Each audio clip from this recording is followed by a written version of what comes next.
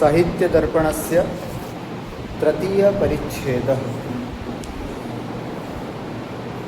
पूर्वं वयं साहित्यदर्पणे प्रथमपरिच्छेदे काव्यस्य लक्षणं पठितवन्तः। किमासीत् तत्र काव्यस्य लक्षणं? वाक्यं रसात्मकं काव्यं। वाक्यं रसात्मकं काव्यम अर्थात रसयुक्त जो वाक्य है उसे हम क्या कहते हैं? काव्य।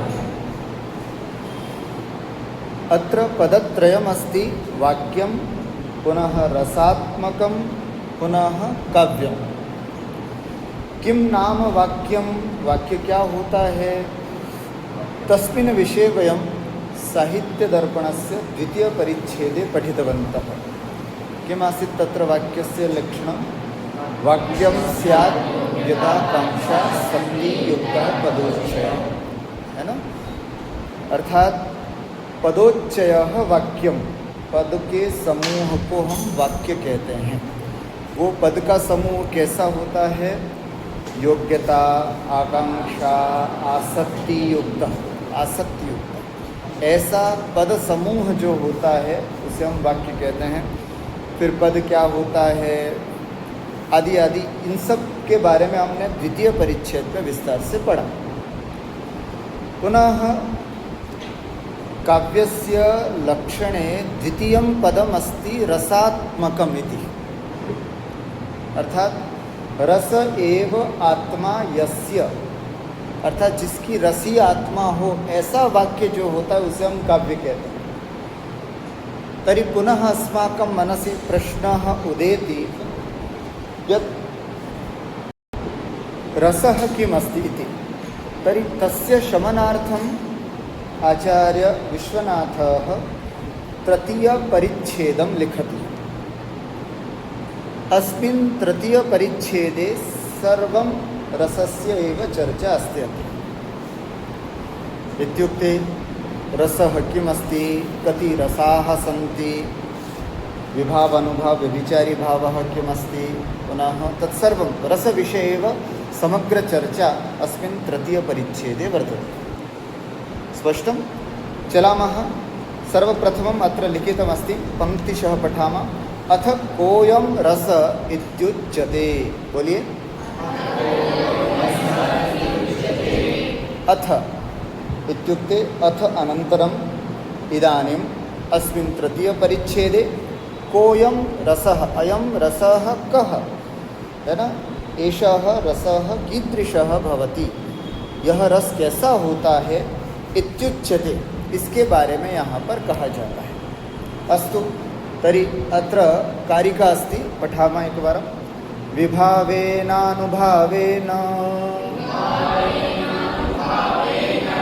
व्यक्तः संचारिणा तथा रसतामेतिरत्यादिः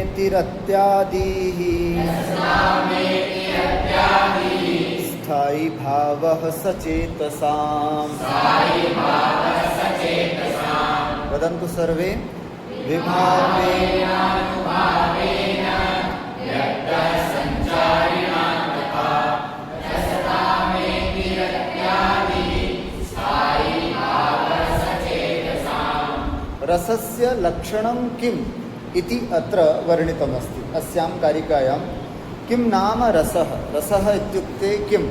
परीक्षायां यदि कदाचित् पृच्छेत् रसस्य लक्षणं किं, तर्हि वयम् अत्र लिखितुं शक्नुमः। पश्यतु किं लिखितं? विभावेन, तृतीया विभक्ति, विभाव से, अनुभावेन, अनुभाव से, तथा और संचारिणा, अत्रापि तृतीया अस्ति, तृतीया एकवचनम्, और संचारी भाव से, विभाव से, अनुभाव से तथा संचारी भाव से रत्यादि भावः व्यक्तः, जो रत्यादि भाव है ना, रत्यादि स्थायी भाव, भावनिक स्थायी भाव, जो रत्यादि स्थायी भाव व्यक्तः अभिव्यक्त होते हैं, प्रकाशित होते हैं। सचेतसाम, सचेतस मतलब सहृदय, वही स्थायी भाव जो अभिव्यक्त होते हैं।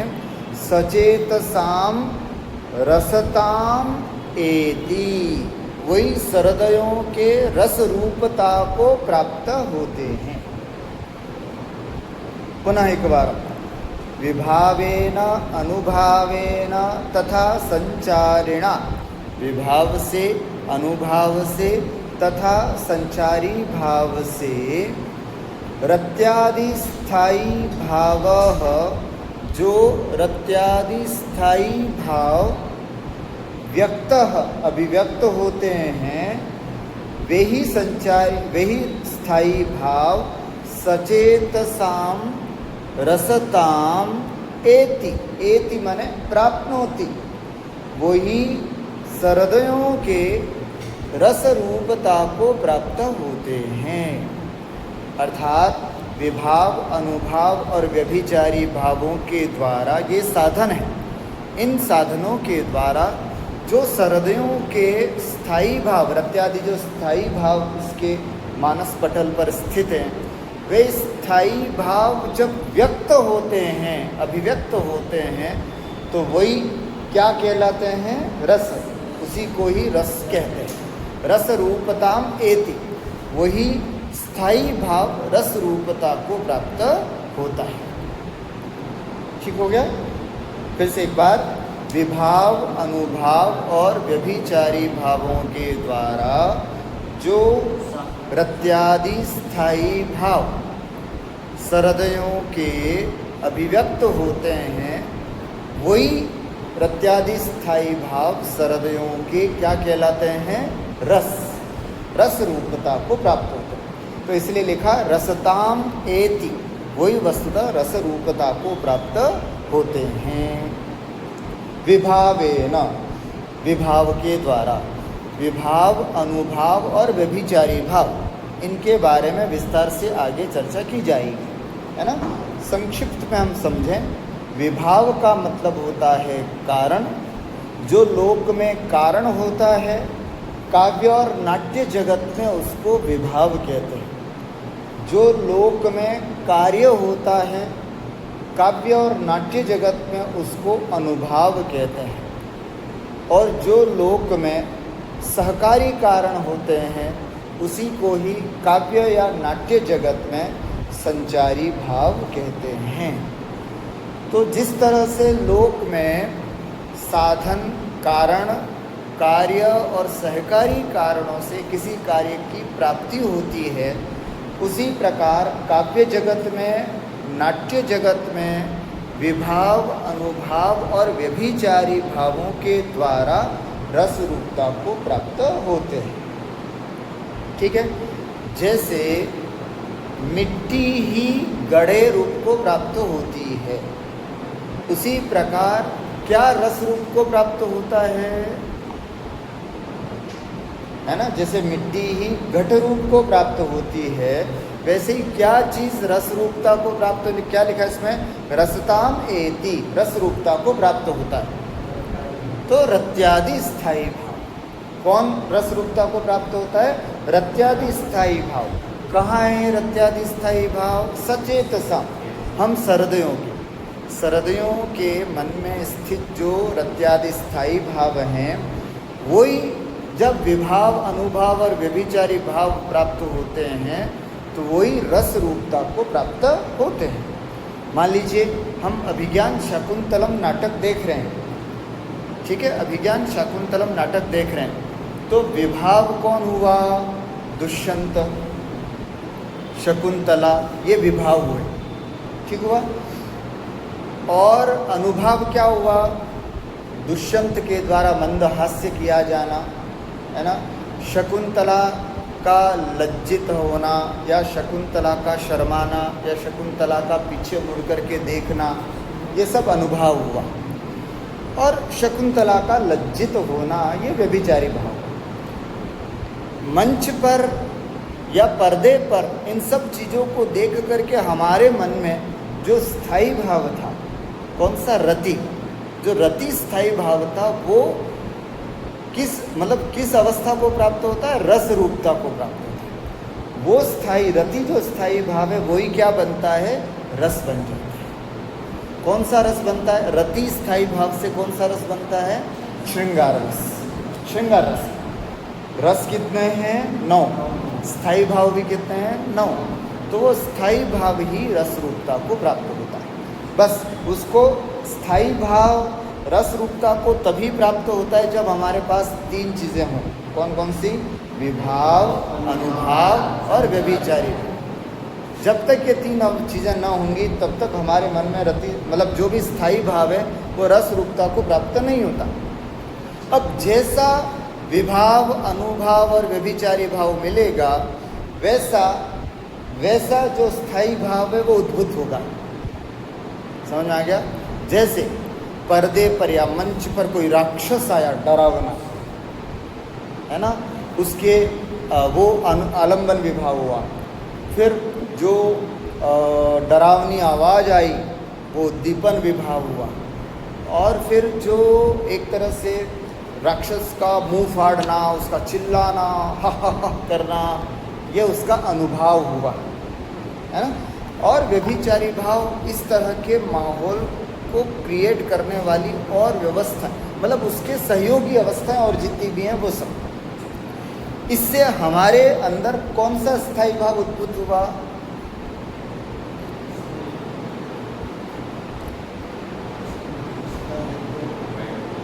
हाँ, रस कौन सा है? स्थायी भाव क्या है? भय। और रस कौन सा उत्पन्न होगा? नहीं, भय से भयानक रस। कौन सा रस उत्पन्न होगा? भयानक रस, है ना। स्थायी भाव क्या है? भय। और रस उस समय हमारे मन में जो रस की स्थिति आएगी वो कौन सी आएगी? भयानक। ठीक हुआ? तो विभाव, अनुभाव और व्यभिचारी भाव जैसे मिलते हैं वैसा स्थायी भाव व्यक्त होता है। और जो व्यक्त होता है वही क्या कहलाता है? रस कहलाता है। समझ में आ गया? तो ये विभाव, अनुभाव और व्यभिचारी भाव साधन है, रस को उत्पन्न करने में साधन है। और साधन में कौन सी विभक्ति लगती है? तृतीया विभक्ति। इसलिए यहाँ पर विभावेन, अनुभावेन, संचारिणा तृतीया विभक्ति लगी। इन तीनों साधनों से क्या व्यक्त हो रहा है? रत्यादि स्थायी भाव व्यक्त हो रहा है। रत्यादि स्थायी भाव व्यक्त हो रहा है। और जो रत्यादि स्थायी भाव व्यक्त हो रहा है वही सचेतसाम सहृदयानाम रसताम एति, वही चीज़ रस रूपता को प्राप्त होती है। स्पष्टम? ठीक है। अस्तु, अग्रे लिखितमस्ति विभावादयो वक्ष्यन्ते। बोलिए। विभावादयः आदिपदेन किम? अनुभावः, व्यभिचारी भाव। विभाव, अनुभाव और व्यभिचारी भाव क्या होते हैं? वक्ष्यन्ते। इसके बारे में हम आगे आपको बताएंगे, अभी आपके इसके बारे में डिस्कशन नहीं कर रहे। हम अभी तथैव उक्तवान् अत्र न लिखितमस्ति तस्मिन् विषये अग्रे सर्वं वक्ष्यन्ति आचार्याः स्वयमेव। अग्रे किं लिखितं? सात्विकाश्चानुभावरूपत्वात् न पृथक् उक्ताः। बोलिए।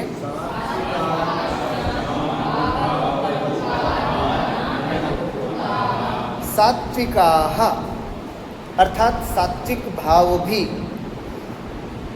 सात्विकाश्च, सात्विकाः च, और सात्विक भाव भी अनुभाव रूपत्वात्, संधि विच्छेद करेंगे, अनुभाव रूपत्वात्, अनुभाव रूप होने से न पृथक उक्ताः, उनको पृथक रूप से नहीं कहा, है ना।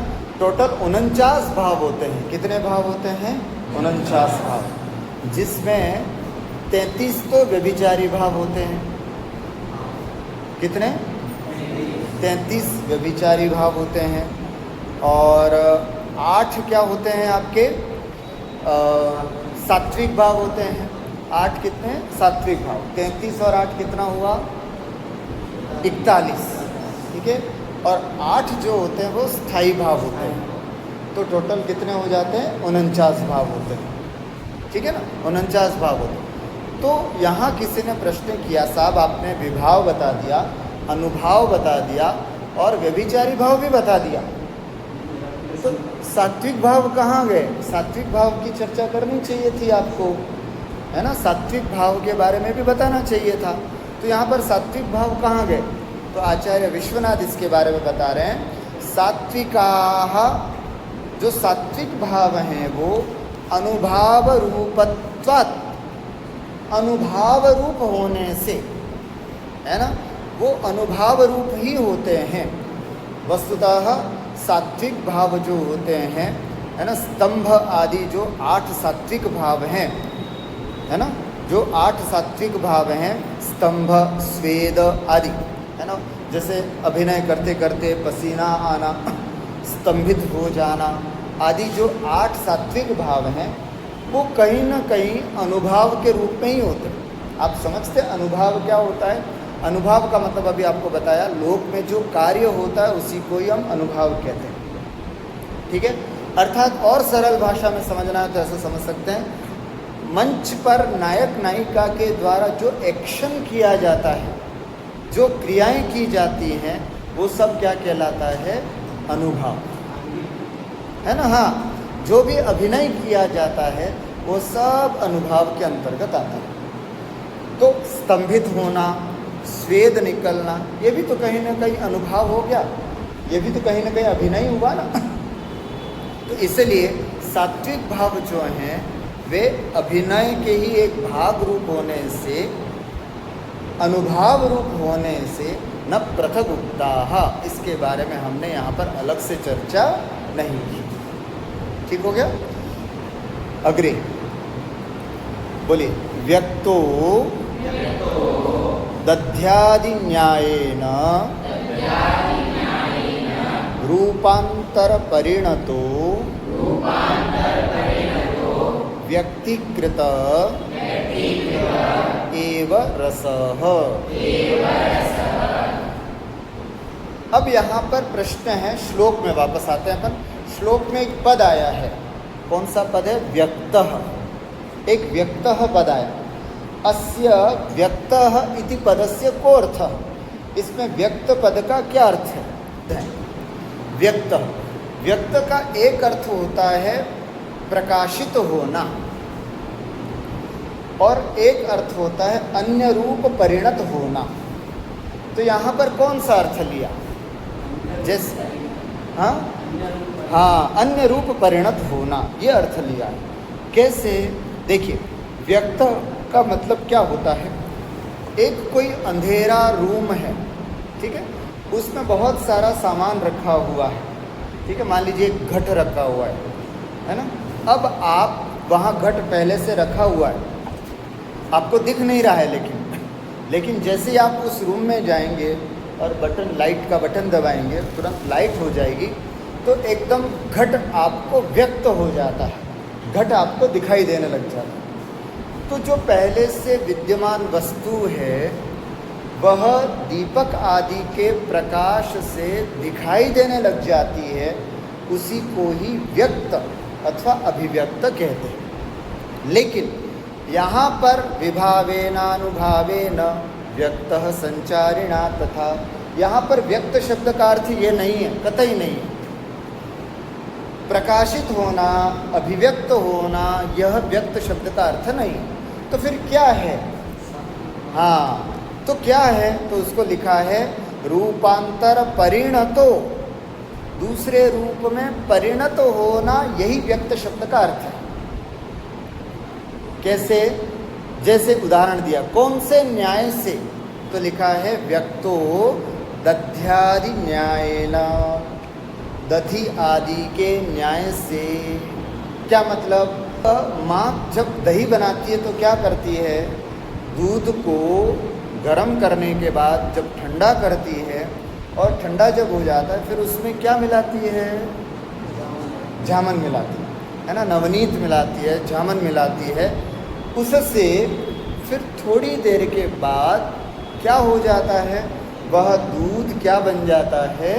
दही बन जाता है। ठीक जिस प्रकार से दूध दही रूप में परिणत हुआ, व्यक्त हुआ, उसी प्रकार यहाँ पर भी स्थायी भाव जो है वो रस रूपता को प्राप्त हुआ।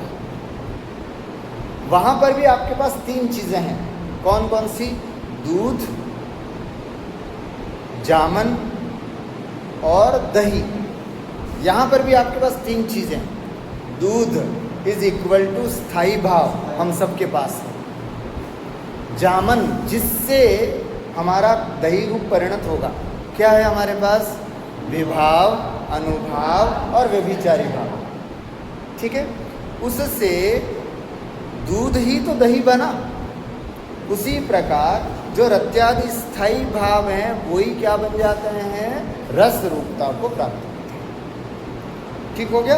तो कोई पूछे कि गुरुजी व्यक्तः पद से क्या अर्थ है, तो आपको बोलना पड़ेगा व्यक्तः अत्र व्यक्तः इति पदेन दध्यादि न्यायेन, जैसे दूध दही रूप में परिणत होता है उसी प्रकार से रत्यादि स्थायी भाव विभाव, अनुभाव और व्यभिचारी भावों के सहयोग से रस रूपता को प्राप्त होता है।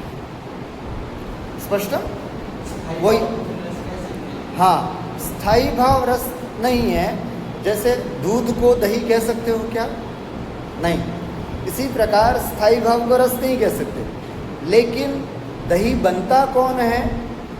दूध ही बनता है। उसी प्रकार रस बनता कौन है? स्थायी भाव ही बनता स्थायी भाव। पर तुम कई समय तक भी दूध रख दो ऐसे, तो दही नहीं बनेगा जब तक कि उसमें आप क्या? जामन नहीं मिलाओ। उसी प्रकार हमारी आत्मा में, हमारे मन में वासना के रूप में स्थायी भाव बहुत हैं, कब से हैं, लेकिन जो निमित्त मिलेगा उस हिसाब तभी वो हमारा स्थायी भाव रस रूपता को प्राप्त होगा। जैसे ही विभाव, अनुभाव और व्यभिचारी भाव मिलेंगे, वैसे ही हमारा जो स्थायी भाव है वो क्या होगा? रस रूपता को प्राप्त होगा। ठीक हो गया। इसी तरह से इसलिए यहाँ पर लिखा व्यक्तो, यहाँ व्यक्तः इस पद का अर्थ है दध्यादि न्यायेन, दधि आदि न्याय से रूपांतर परिणत, अर्थात अन्य रूप में परिणत होना। इसका मतलब क्या? व्यक्त शब्द से अर्थ दीपादि से घट का प्रकाशित होना है क्या? नहीं, दीपादि से घट को प्रकाशित होना नहीं। देखो यहाँ पर लिखा है न तो दीपेन घटैव पूर्व सिद्धो व्यज्यते, अर्थात व्यक्त पद का अर्थ दीप से, जैसे घट पहले ही विद्यमान था और प्रकाशित हो गया, द्योतित हुआ, वैसा अर्थ यहाँ पर बिल्कुल नहीं लेना। क्यों नहीं लेना? क्या दिक्कत है? अगर हम जैसे अंधेरे में रखा हुआ घट दीपक से जैसे प्रकाशित हो जाता है, वैसे ही अगर हम मान लें कदाचित कि साहब जैसे ही दीपक लगा, जैसे घट है, ठीक है, जैसे घट है और दीपक के लगने से घट हमको दिखाई देने लगा, वैसे स्थायी भाव है। और जैसे विभाव, अनुभाव, व्यभिचारी भाव आए तो वो रस रूप में परिणत हो गया। ऐसा अगर हम मान लें तो उन्होंने कहा नहीं, ऐसा नहीं कर सकते, क्योंकि घट जैसे पूर्व में विद्यमान है वैसे ही क्या रस हमारे में विद्यमान है क्या? पहले से रस विद्यमान है क्या? रस विद्यमान नहीं है। पहले से विद्यमान क्या चीज़ है? स्थायी भाव है। क्या है विद्यमान? स्थायी भाव। तो स्थायी भाव एक अलग अवस्था है और रस एक अलग अवस्था है। लेकिन दीप और घट वाली व्यवस्था नहीं बैठी। घट तुम लाइट नहीं लगाओ तब भी क्या है? घट। और तुम लाइट लगा करके देखो तब भी क्या है? वो घट ही है। तो घट कभी भी रस रूपता को, घट जो है वो जैसे दीपक से प्रकाशित होता है वैसे विभाव आदि से रस प्रकाशित हुआ है, ऐसा बोलना बिल्कुल ठीक नहीं होगा। इसलिए आपको यहाँ पर आचार्य ने स्पष्ट कर दिया व्यक्तः पद का अर्थ दध्यादि न्यायेन रूपांतर परिणतो, अन्य रूप में परिणत होना, अथवा इसको व्यक्तिकृत अभिव्यक्त हो जाना ही रस कहलाता है। न तो दीपेन घट इव, न कि दीप से घट की तरह पूर्व सिद्धो व्यज्यते। अर्थात जिस तरह से घट पहले से सिद्ध है, घट पहले से है, वैसे रस जो है वो पहले से नहीं है, पहले से स्थायी भाव है, विभाव आदि के मिलने से वो रस रूपता को प्राप्त होता है। पहले से दूध है, जामन आदि के मिलने से वो दही रूप को प्राप्त होता है। उसी तरह से यहाँ पर व्यक्त शब्द का अर्थ लेना। आचार्य विश्वनाथ, आप जो ये व्यक्त शब्द का अर्थ लगाया है, क्या इस बात को और भी कोई लोग मानते हैं? तो अपनी बात का समर्थन करने के लिए एक प्रमाण देते हैं। क्या प्रमाण है? बोलिए। तदुक्तम लोचनकारैहि रसाः प्रतीयन्त इति तु ओदनं पचतीतिवत्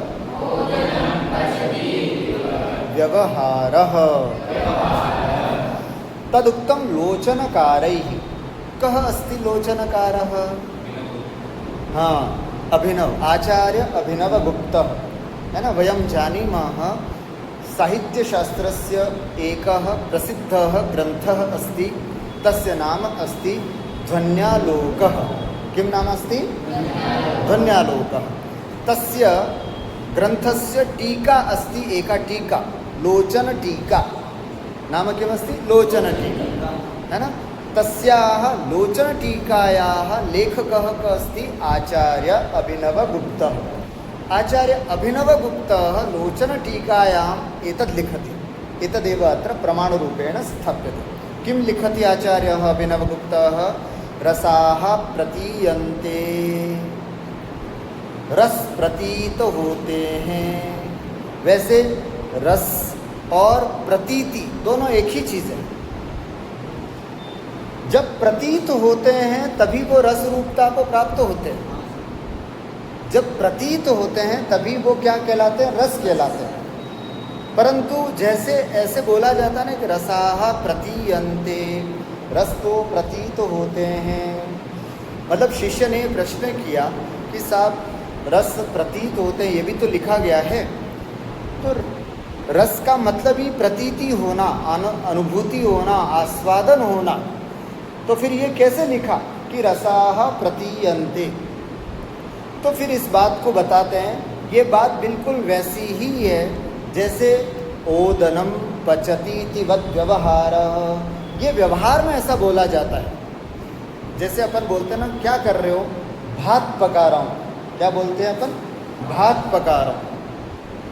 आपको पता है दो अवस्थाएं होती, एक होता है चावल और एक होता है भात। चावल क्या होता है? जो कच्चा होता है वो चावल होता है, और भात क्या होता है? जो पक चुका होता है ना। जो भात होता है वो पक चुका होता है, उसको बोलते हैं अपन भात। तो बताओ, भात पका रहा है कोई? भात पका सकता है कोई? नहीं पका सकता। पर लोक व्यवहार में ऐसा बोला जाता है।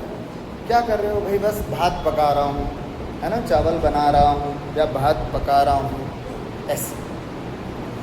जैसे हाँ, कहाँ जा रहे हो? आटा पिसाने जा रहा हूँ। अरे भाई, आटा तो पिसी हुई चीज़ का ही नाम है ना। जो ऑलरेडी पिसी हुई चीज़ है उसी को तो आटा बोलते हैं। परंतु लोक व्यवहार में ऐसा बोला जाता है, आटा पिसाने जा।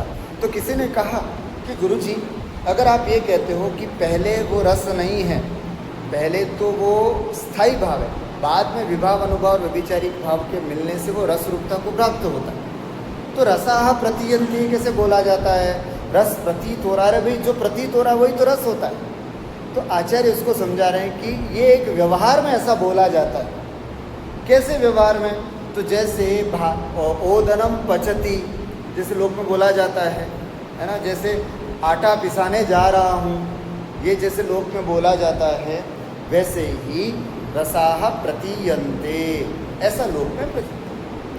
क्यों ऐसा कहा जा रहा है? क्योंकि रस और प्रतीति शब्द दोनों एक ही है।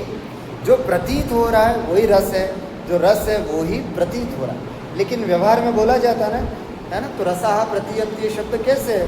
तो उसको हमने क्या बताया? ये व्यवहार में ऐसा बोला जाता है। कैसा व्यवहार? तो उदाहरण दे दिया उन्होंने, ओदनम पचतीतिवत्। जैसे ओदन, भात पका रहा हूँ, वैसे पके हुए चावलों को ही भात कहते हैं। भला उस बात को कौन पका सकता है? लेकिन व्यवहार में ऐसा बोला जाता है। पिसी हुई चीज़ को आटा बोलते हैं, लेकिन आटा पिसाने जा रहा हूँ ऐसा बोला जाता है, बस उसी तरह इसको जानना चाहिए। स्पष्टम एतावत्? अस्तु, अग्रे किं लिखितम्? अत्र च, बोलिए, अत्र च रत्यादिपदोपादानादेव स्थायित्वे प्राप्ते पुनः स्थायी पदोपादानं रत्यादीनामपि रसान्तरेषु अस्थायित्व प्रतिपादनार्थम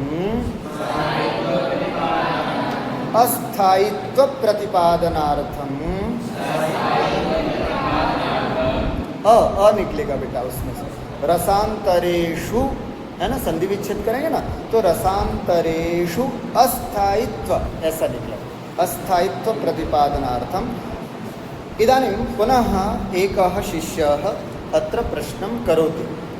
किं करोति कि गुरुजी आप केवल स्थायी भाव ऐसा बोल सकते थे, विभाव, अनुभाव और व्यभिचारी भावों से जो स्थायी भाव अभिव्यक्त होता है ना, उसी को रस कहते हैं, ऐसा बोल सकते थे। आपने रत्यादि स्थायी भाव ऐसा क्यों बोला, है ना? रत्यादि या फिर रत्यादि बोल देते, कब चलता, रत्यादि पद का ही ग्रहण करते, स्थायी भाव ऐसा क्यों बोला? दोनों को ग्रहण करने का मतलब क्या? आपने दोनों पद लिए हैं, रत्यादि स्थायी भाव, दोनों है ना आपके पास, देखो, रत्यादि ही ये भी प्रथमा एक वचन है, स्थायी भाव ये भी प्रथमा एक वचन है। तो कोई एक पद ग्रहण कर लेते, उसी से काम हो जाता। आप केवल रत्यादि ही इतना ही बोल देते, जो रत्यादि व्यक्त होते हैं वही रस रूपता को प्राप्त होते, स्थायी भाव नहीं बोलते, या फिर स्थायी भाव बोल देते, रत्यादि नहीं बोलते। दोनों बोलने का क्या मतलब यहाँ पर? इस प्रश्न का समाधान यहाँ पर इस पंक्ति में क्या? प्रश्न समझ में आया? प्रश्न समझ में आएगा तो उत्तर समझ में आएगा। प्रश्न ये है कि आपने श्लोक में रत्यादि स्थायी भाव जो व्यक्त होते हैं उसी को ही हम रस कहते हैं, ऐसा बोला। तो शिष्य पूछता है कि रत्यादि भी बोला आपने, स्थायी भाव भी बोला, ऐसा क्यों बोला? केवल जैसे राजा दशरथ के पुत्र है ना, कौशल देश गए, इतना ही बोल देते। राम आदि, राजा दशरथ के राम आदि जो पुत्र हैं वो कौशल गए, ये बोलने की क्या आवश्यकता थी? पुत्र बोलने से ही काम हो जाता, या राम आदि बोल देते तो भी काम हो जाता। आपने रत्यादि भी बोला और स्थायी भाव भी बोला, ऐसा क्यों? एक्स्ट्रा शब्द ग्रहण करने की आवश्यकता क्या? ऐसा करने से हमारे साहित्य जगत में दोष होता है, अधिक पदत्व दोष होता है, ये दोष हो जाएगा। आपने ऐसा क्यों लिखा? उसका समाधान यहाँ पर कह रहे हैं। देखिए क्या कह रहे हैं, अत्र च, और यहाँ पर रत्यादि पदोपादानादेव, अर्थात रत्यादि पद का उपादान, उपादान का मतलब होता है ग्रहण, रत्यादि पद उपादानात् एव, रत्यादि पदों के ग्रहण करने से ही स्थायित्व प्राप्त, उसी से स्थायी भाव, क्योंकि रत्यादि तो स्थायी भाव है। आपसे पूछा जाए स्थायी भाव कितने हैं, तो आप बोलोगे 8। कौन कौन से? रतिर्हासश्च शोकश्च क्रोधोत्साहो भयम तथा, यही तो है सब स्थायी भाव। तो रत्यादि स्थायी भाव है, तो रत्यादि बोलने से स्थायी भावों का ग्रहण हो जाता है। तो इसलिए कहा रत्यादि पदोपादानादेव स्थायित्व प्राप्त, रत्यादि पद के ग्रहण करने से ही स्थायी भावों की स्वीकृति हो जाती है, उनका ग्रहण हो जाता है। पुनः स्थायी पदोपादानम, स्थायी पद का है ना ग्रहण क्यों किया, तो उसका अर्थ उत्तर बता रहे हैं। स्थायी पदोपादानम, स्थायी पद का ग्रहण हमने इसलिए किया है कि रत्यादीनामपि, क्योंकि जो आपके रत्यादि हैं उनका रसांतरेषु, अन्य रसों में अस्थायित्व प्रतिपादनार्थम, ये रत्यादि जो हैं वो हमेशा स्थायी होते हैं ये ज़रूरी नहीं। रसांतरेषु अन्य रसों में ये रत्यादि अस्थाई भी होते हैं। मान लीजिए रति, रति क्या है? स्थायी भाव है। सामान्य रूप से हमने यही पढ़ा है कि रति, हास, शोक, भय ये सब क्या है? स्थायी भाव। तो ये हमेशा स्थायी भाव ही है क्या? नहीं। क्या कहा? रसांतरेषु अन्य रसों में। क्या मतलब इसका? जैसे रति स्थायी भाव कब है? जब कौन सा रस होगा? श्रृंगार रस। जब श्रृंगार रस होगा तो स्थायी भाव क्या है? रति। जब हास्य रस होगा तो स्थायी भाव क्या है? हास, है ना। जब करुण रस होगा तो स्थायी भाव क्या है? शोक। शोक स्थायी भाव तब है जब करुण रस है, लेकिन जब श्रृंगार रस है तब शोक क्या है? जब करुण रस है तब रति क्या है? तब भी रति स्थायी भाव है क्या? नहीं, तब रति स्थायी भाव नहीं है, रति अस्थायी भाव है। समझ में आ गया? तब रति स्थायी भाव नहीं है, तब रति क्या है? अस्थायी भाव। तो रति हमेशा स्थायी भाव हो जरूरी नहीं। मान लीजिए करुण रस की प्रतीति हो रही हो तो वहाँ पर रति आदि जो हैं वो स्थायी भाव नहीं है, वहाँ स्थायी भाव कौन है? शोक। तो जो रस होता है उससे संबंधित जो भाव होता है उसी को स्थायी भाव कहते हैं। बाकी सब क्या कहलाते हैं? अस्थायी भाव। तो यहाँ पर कौन सा रति ग्रहण करना है? जो स्थायी भाव है वो ग्रहण करना है, जो या अस्थायी भाव है वो ग्रहण करना है श्लोक में। तो श्लोक में हमको जो रति आदि स्थायी भाव हैं वो ग्रहण करना है। कहीं आप रत्यादि अस्थायी भाव का ग्रहण न कर लो, इसलिए हमने आपको लिखा रत्यादय रत्यादि स्थायी भाव। बात समझ में आ गई? रति आदि केवल स्थायी भाव होते हों जरूरी नहीं, रति आदि अन्य रसों में अस्थायी भाव भी होते हैं। तो कौन से रति आदि रस रूपता को प्राप्त होते हैं? जो स्थायी हैं वो या जो अस्थायी हैं? जो स्थायी हैं, इसलिए लिखा रत्यादि ही स्थायी भाव। अब बात समझ में आ गया? सब जगह जहाँ रति श्रृंगार नहीं है वहाँ रति क्या है? अस्थायी भाव। श्रृंगार के अलावा सभी जगह रति अस्थायी भाव है, और जहाँ श्रृंगार रस है वह रति स्थायी भाव है। जहाँ करुण रस है उत्तर रामचरितम आदि में वहाँ शोक स्थायी भाव है, लेकिन बाकी सभी जगह शोक क्या है? अस्थायी भाव। तो कौन सा रत्यादि रस रूपता को प्राप्त होता है? जो स्थायी है वो या अस्थायी है वो? स्थायी है वो। इसलिए इन्होंने श्लोक में स्थायी भावः पद को जोड़ा। समझ में आ गया? अब आप पंक्ति को फिर से देखेंगे, समझ में आएगा। अत्र च रत्यादि पदोपादानादेव, यहाँ पर रत्यादि पद के ग्रहण करने से ही स्थायित्व प्राप्त, स्थायित्व प्राप्त हो जाता है। पुनः स्थायी पदोपादानम, फिर से स्थायी पद का ग्रहण क्यों किया? तो रत्यादीनाम अपि, क्योंकि रत्यादि भावों का भी रसांतरेषु अन्य रसों में अस्थायित्व प्रतिपादनार्थम, ये रत्यादि जो हैं वो हमेशा स्थायी होते हों जरूरी नहीं, अन्य रसों में ये अस्थायी भी होते हैं। इस बात को प्रतिपादित करने के लिए हमने यहाँ पर श्लोक में स्थायी भाव लिया। ठीक है?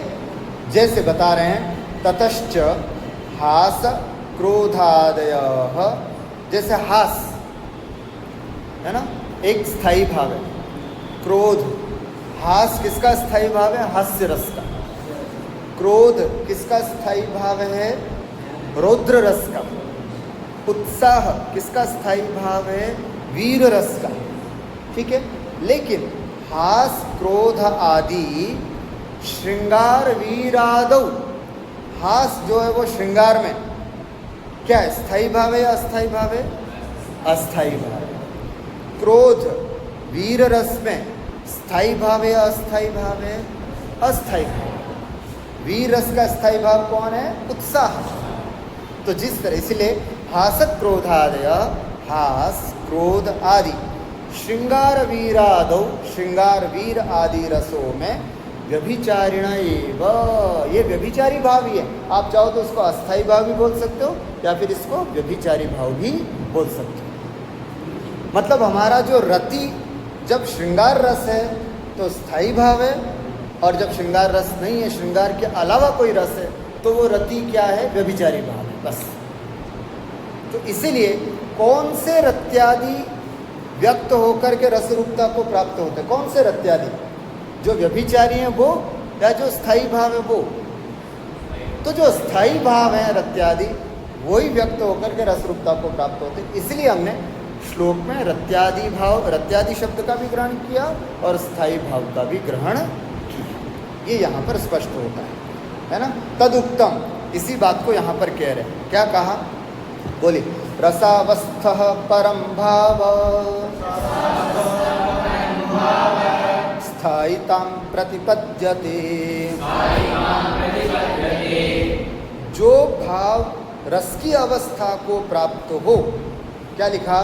रसावस्थः भावः, रसावस्थः भावः, जो भाव रस है ना, जो भाव रस की अवस्था को प्राप्त हो, परम का मतलब ही, एव, वो ही भाव स्थायिताम प्रतिपद्यते, उसी भाव को स्थायी भाव कहते हैं। जो भाव, समझना बात बहुत अच्छी बता रहे हैं, रसावस्थः भावः परम स्थायिताम प्रतिपद्यते। परम का अर्थ यहाँ पर एव ही है ना, अर्थात रसावस्था, जो भाव रस की अवस्था को प्राप्त हो, ध्यान से सुनना, जो भाव रस की अवस्था को प्राप्त हो वही स्थायी भाव कहलाता है, वही स्थायी भाव को कहलाता है। जो भाव रस की अवस्था को प्राप्त नहीं होता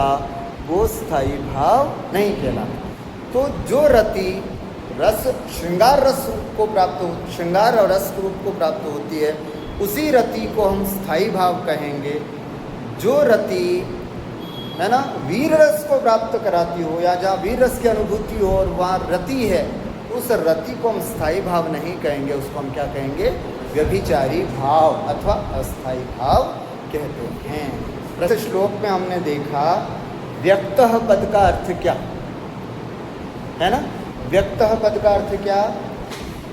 दध्यादि न्यायेन, क्या लिखा? बोलो। दध्यादि न्यायेन रूपांतर परिणतो, अर्थात व्यक्तिकृतः व्यक्त, ये एक पद आपको ध्यान में रखना है। दूसरा, यहाँ पर रस मतलब रसाह प्रतीयन्ते जो बोला जाता है वो व्यवहार में बोला जाता है ना, क्योंकि रस और प्रतीति दोनों एक ही चीज़ है। तो ये कैसे बोला गया? तो ये एक व्यवहार में है। कैसा व्यवहार? तो जैसे ओदनम पचती जैसे व्यवहार होता है, वैसा ही एक व्यवहार का प्रयोग है। और यहाँ पर स्थायी भाव पद का ग्रहण क्यों किया? क्योंकि वो रत्यादि ही रस रूपता को प्राप्त होते हैं जो स्थायी भाव हैं। जो व्यभिचारी भाव हैं या जो अस्थायी भाव हैं वो कभी भी रत्यादि रस रूपता को प्राप्त नहीं। ठीक है।